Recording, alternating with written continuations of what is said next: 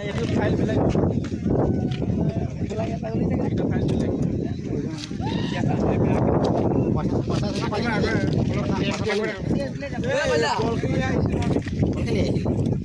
এইটো পাই দেখা নাছিলো এইটোহে ৰাস্তা এইফালেদিহে যাব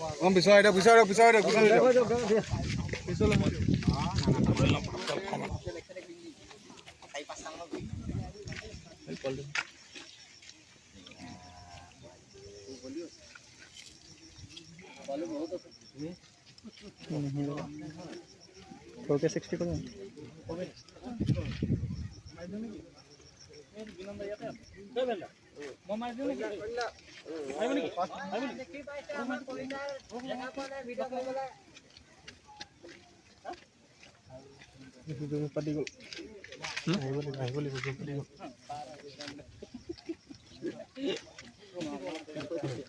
हेलो ए नम्बर में एप्लाई बार फोन कर रास्ता मोबाइल बेसि नलबी मोबाइल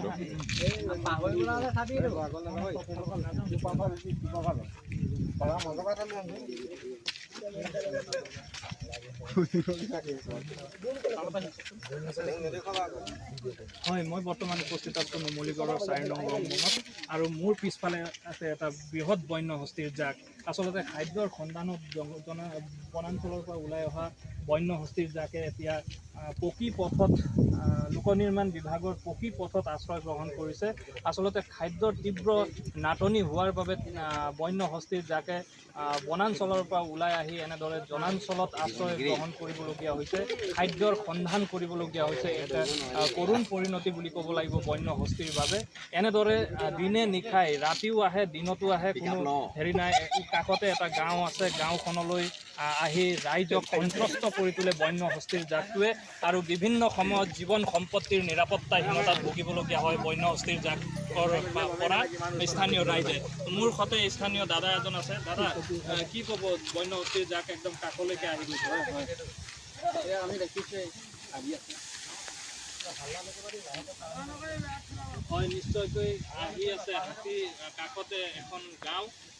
4 নং ৰংবঙৰ দৃশ্য এয়া মই পুনৰবাৰ কৈছোঁ যে আচলতে আসাম টক্সৰ দৰ্শকসকলক আমি সম্পূৰ্ণভাৱে এক্সক্লুচিভ দৃশ্যাৱলী দেখুৱাবলৈ চেষ্টা কৰিছোঁ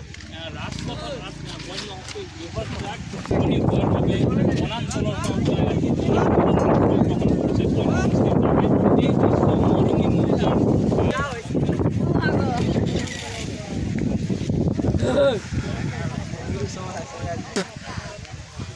Nani